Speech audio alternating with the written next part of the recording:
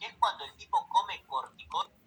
Y acá es lo que dije, ¿qué significa el síndrome de Cushing? Que es cuando el tipo come corticoides exógenamente. ¿Por qué alguien va a comer corticoides exógenamente? Porque quiere hacer una de estas funciones en exceso. ¿Cuál? La inmunomoduladora. Si yo como corticoides constantemente, voy a aumentar mucho esta función. Y ya no va a ser inmunomodulador negativo, va a ser inmunosupresor.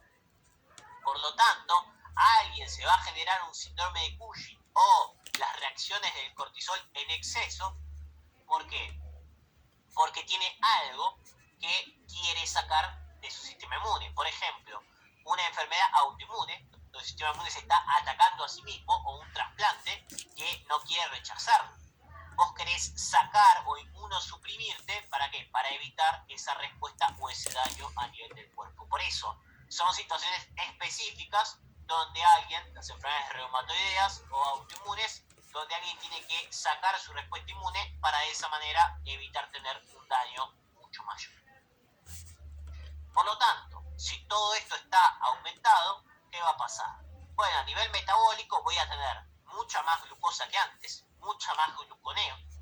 Y si tengo mucha más glucosa que antes, tengo mucha más insulina. Y si tengo mucha más insulina, ¿qué voy a generar ahora? Muchísima más resistencia a la insulina. Y hay tanta resistencia a la insulina que ahora puedo tener trastornos metabólicos. Puedo generar lo que sería una diabetes de tipo 2, una diabetes que tiene referencia a resistencia a la insulina. ¿Por qué? Porque ahora hay tanta glucosa y se liberó tanta insulina que se genera tanto down regulation que ahora deja de funcionar correctamente el sistema de la insulina. Antes era para mantener esa glucosa en los tejidos y que funcione, ahora ni siquiera voy a poder usar casi la insulina por esta resistencia exacerbada que obviamente me trae trastornos a nivel patológico. Si yo tengo mucha gluconeo, voy a querer mucho sustrato. Y acá pasa algo bastante característico con los lípidos. Hay una lipólisis periférica y una lipogénesis central. Lo que sucede tiene que ver con las enzimas que se activan o esta resistencia a la insulina en una zona y en otra del cuerpo. Lo que va a suceder es que ahora el tipo tenga las extremidades finitas, pero el centro del cuerpo gordo. Lipogénesis central y lipólisis periférica. ¿Okay? Por eso es la cara de luna llena o por eso aparece la cara gorda en estos tipos de pacientes. Y si tengo alta la gluconeo, requiero mucho sustrato, así que ahora voy a usar muchas proteínas. ¿Eso qué genera? Que haya un catabolismo proteico exacerbado. Ahora voy a empezar a sacar proteínas estructurales de mis músculos para asegurarme de hacer glucosa. ¿Eso qué me va a generar? Eso me va a generar, en este caso, debilidad muscular. Ahora el músculo se me empieza a romper o se me empieza a atrofiar, porque por esta característica propiamente dicho a nivel de aumentar la glucosa. Fíjese que se puede razonar o se puede pensar el porqué de algunas características de este exceso. ¿Qué va a pasar con la respuesta inmune? Como dijimos, si es inmunomodulador negativo, en exceso va a ser inmunosupresor. Ahora me va a sacar la respuesta inmune, ¿para qué? ¿Por qué? Porque está en exceso de esta función y este tipo va a ser mucho más propenso a infecciones, a enfermedades, pero le está haciendo como este efecto de riesgo-beneficio. Va a potenciar mucho más el efecto de las catecolaminas, por lo tanto va a predominar el sistema simpático. De ahí que el tipo tenga una hipertensión, un aumento de la frecuencia cardíaca, predomina todo el tiempo el sistema simpático que puede generar estas consecuencias. ¿Y qué más puedo encontrar en exceso? Bueno, en exceso puedo encontrar relaciones con respecto al hueso. Y esto lo puedo relacionar con lo que vi respecto al metabolismo fosfocálcico. Lo que hace con respecto al hueso es disminuir la vitamina D. ¿Qué hacía la vitamina D? Era hipercalcemiante e hiperfosfatemiante. Si yo disminuyo la vitamina D, voy a disminuir la calcemia y el fósforo. Si tengo una hipocalcemia, se me va a estimular una hormona para mantener el calcio. ¿Quién es la paratromona? ¿Y cómo hacía la paratromona para aumentar la calcemia? Generando resorción ósea.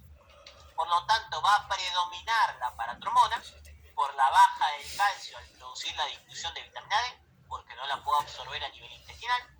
Por lo tanto, predomina la resorción ósea o la ruptura del hueso, lo que me va a generar un hueso mucho más débil o una osteoporosis. Además, acuérdense que la vitamina D se encargaba de formar hueso y esta de principalmente romper. Así que está predominando la ruptura por sobre la formación. Por lo tanto, el hueso va a estar mucho más debilitado. ¿Qué pasaba a nivel digestivo? Que la podemos relacionar con el efecto antiinflamatorio. Me bajaba las prostaglandinas, que son elementos vasodilatadores.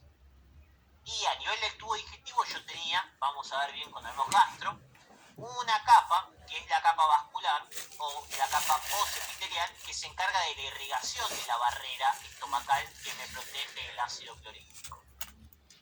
Esta irrigación depende de la vasodilatación de las prostaglandinas.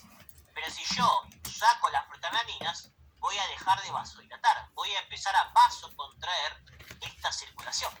Por lo tanto, me baja la circulación de la barrera, y si me baja la circulación, no puedo mantener o regenerar estas células. Así que se me muere la barrera, y con el aumento del ácido clorhídrico voy a generar, en este caso, úlceras.